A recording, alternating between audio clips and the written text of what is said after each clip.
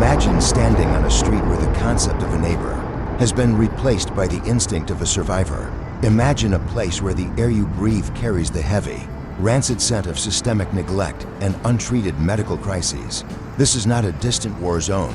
This is Kensington Avenue, Philadelphia, in the year 2026. From the very second you step out of your vehicle, your internal radar must shift to a code red alert. In this environment, a lapse in judgment isn't just a mistake, it's a tragedy.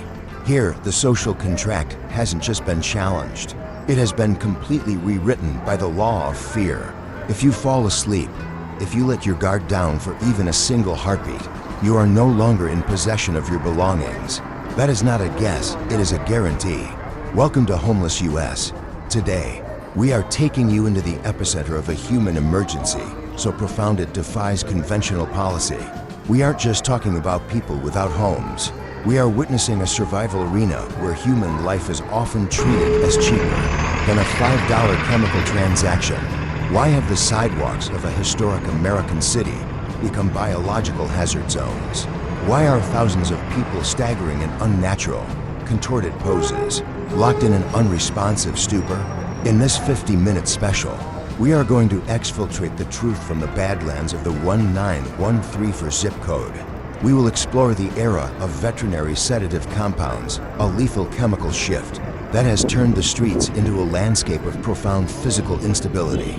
We will look at the severe necrotic health crises that expose the very bone, while the medical infrastructure fractures under the weight of battlefield triage. But we will also look at the most brutal collateral damage, the children. Imagine a 9-year-old's morning commute where they must step over adults in chemical trances just to get to a school gate that is fortified like a military outpost. We will ask the hard questions.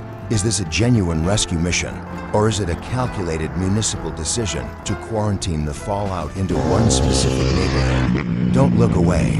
What you are about to see is a warning for every major city in the world. Because an unchecked street-level crisis doesn't stay on the street, it metastasizes. The descent into Kensington starts right now.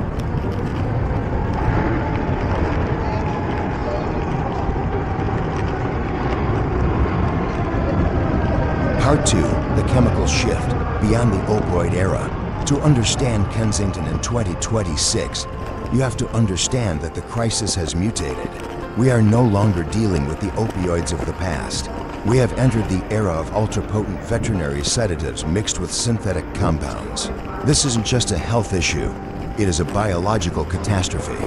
These compounds don't just numb the mind, they aggressively restrict blood flow to the skin, causing severe necrotic tissue damage. You see it everywhere, individuals with deep, untreated ulcers that deteriorate rapidly in the open air. This is the chemical shift. It creates a state of profound physical instability, where people are frozen in place, their bodies defying gravity as they nod out in unnatural, rigid poses. The miracle drugs we once used to reverse respiratory failure are increasingly useless against these veterinary additives. This puts our first responders in an impossible position. Paramedics are burning through critical resources, responding to the same unresponsive individuals multiple times a day. They aren't providing standard emergency care anymore. They are providing street corner palliative care. When you fall asleep out here with an unwrapped wound, the environment is predatory. Between the lack of sanitation and the local wildlife, minor injuries become life-threatening infections in a matter of days. The medical infrastructure at nearby facilities like Temple University Hospital is no longer practicing urban medicine. They are practicing battlefield triage. Surgical wards are overwhelmed with preventable amputations, and the front line of care is beginning to fracture under the weight of this unchecked biological disaster.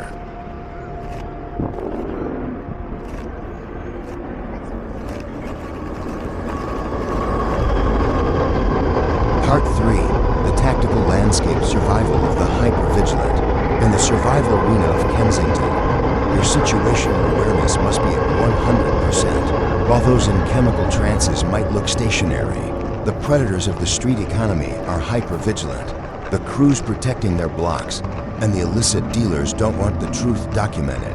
They will use blunt force to ensure the world stays blind to their business. This is an environment where transaction cycles never stop. You see people running, constantly stealing from anyone who turns their head away for a second.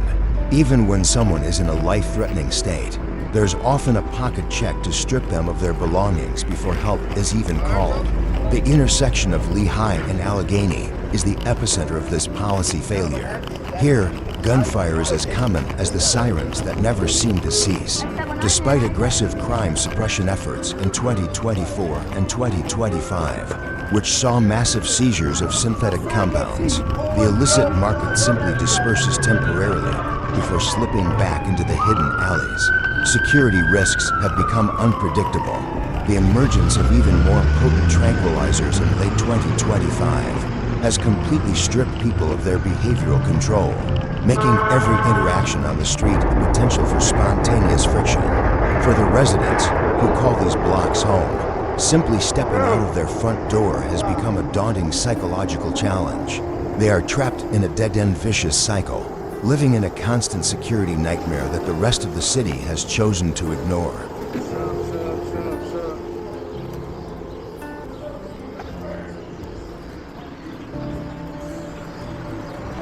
Part 4, the invisible commute, growing up in the Badlands.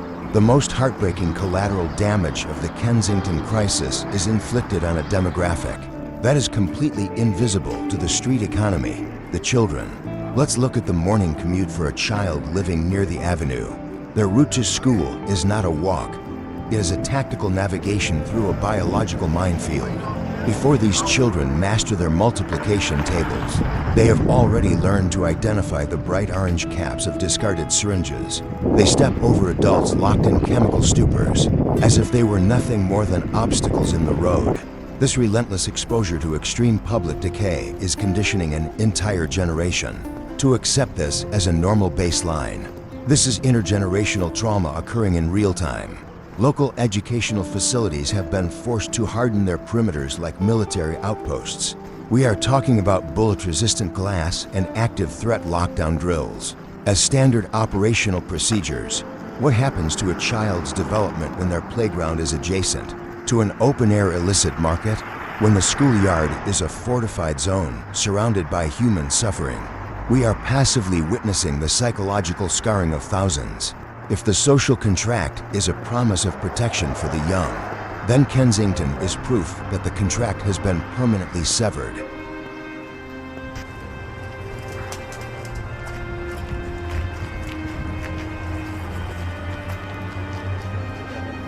Part 5, the infrastructure fracture, economics under siege.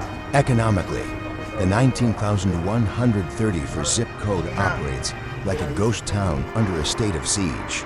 Small businesses, which should be the lifeblood of the community, cannot survive the relentless environmental pressure. Storefronts along the main corridors hide behind heavy corrugated steel barricades. Not just at night, but in broad daylight. Legitimate commerce vanishes when the sidewalk outside your grocery store doubles as a transaction zone. Inevitably, property values plummet, stripping away the generational wealth of working-class families who are now financially trapped. They cannot sell their homes for enough to move elsewhere, yet they cannot safely stay. Even the vital transit arteries are compromised. The Market-Frankfurt line, the L, frequently experiences service disruptions due to biohazardous waste and unresponsive individuals in the stations. When the working class cannot safely commute to their jobs, the economic engine of the entire region simply seizes up. Kensington's transformation from an industrial hub to a focal point of hardship didn't happen by accident. Historically, this area was the manufacturing engine of Philadelphia, home to textile mills and ironworks. But when the industrial sector hollowed out, the capital hemorrhaged out of the district, leaving behind a vacant physical footprint that illicit syndicates ruthlessly filled. The city didn't just fail the neighborhood. It arguably engineered a permanent containment zone for the unwanted.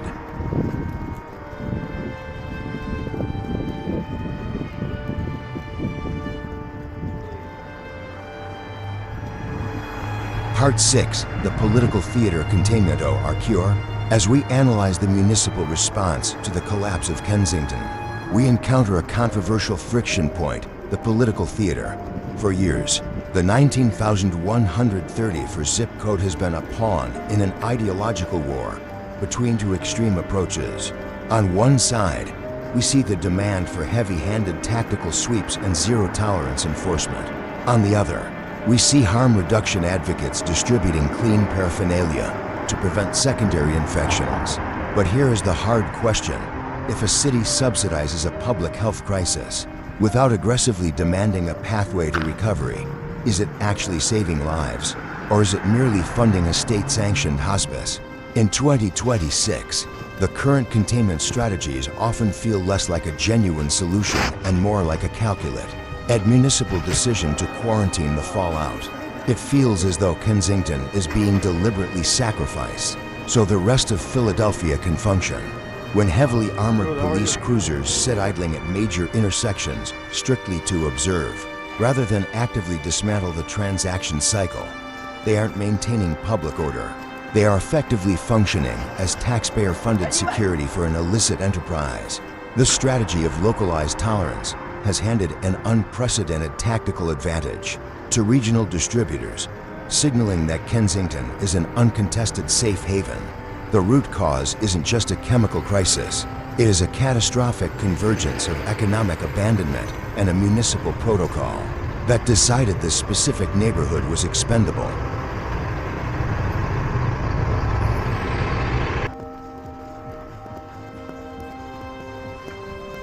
Part 7. The tactical reset, the limits of power washing.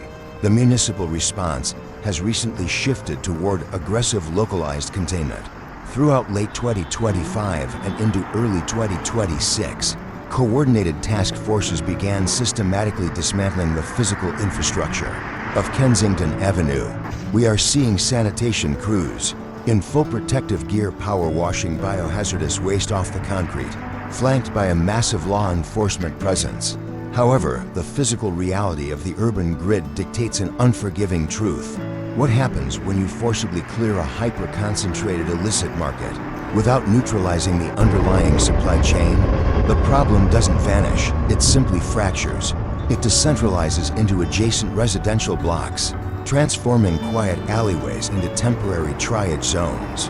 Independent medical units and rapid response teams are now stepping into the massive void left by overwhelmed municipal hospitals. These operators run mobile clinics out of retrofitted vans, aggressively treating severe tissue damage right on the curb to prevent catastrophic amputations. They are actively trying to physically stabilize a compromised population under highly hostile conditions. But critics argue that simply scrubbing the visible decay, while the internal infection rages unchecked, is a failure in urban management.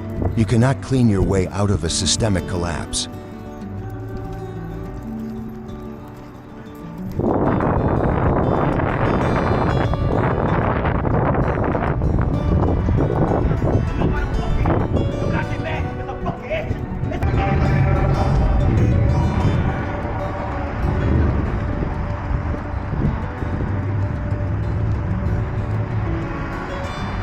Part 8. The real-time stress test, a warning for the nation. Ultimately, Kensington serves as a brutal real-time stress test for every major American metropolis. Leaders in San Francisco, Seattle, and Chicago are closely monitoring this exact operational deep dive. They are watching to see if a first-world city can actually reclaim a compromised zip code, or if this permanent state of decay is the inevitable future for any urban center that loses control of its street economy. The signals from the future are starkly clear. Permanently stabilizing the sector requires a ruthless, highly coordinated combination of unyielding law enforcement and massive localized medical and economic intervention. Anything less is just pushing the wreckage down the block. The structural collapse of this neighborhood was not an accident. It was a result of decades of systemic rot and deliberate logistical neglect. But underneath the crippling weight of the crisis, the original, stubborn pulse of the neighborhood refuses to flatline. Reclaiming this grid is not an impossible tactical objective. It is strictly a metric of political and logistical willpower. The families living behind heavy steel barricades and the children navigating biohazardous routes to school are enduring a daily high-stakes survival gauntlet, waiting for a rescue operation that has yet to arrive. Conclusion: the broken social contract. As we draw the curtain on this journey through the badlands of Philadelphia, we are left with a profound question about our shared humanity. Kensington is a mirror reflecting what happens when the social contract is burned. For a $5 hit, it is a reminder that an unchecked, street-level crisis aggressively metastasizes, fracturing hospitals, traumatizing children, and bankrupting local economies until the entire social contract is permanently severed. Philadelphia has the blueprints for recovery, but it lacks the collective will to implement them at scale until the governing infrastructure decides to actively fight for this territory rather than merely managing its decay. Kensington will continue to serve as a brutal warning to the nation. Thank you for joining us on Homeless US. Your awareness is the first step toward change. If this documentary has moved you, please like, share, and subscribe. We will continue to walk through the streets that most people walk past, telling the stories that America needs to hear. What spark of hope or warning from Kensington stays with you the most? Let us know in the comments. Until next time, stay vigilant and keep the light of humanity burning. This is Homeless US.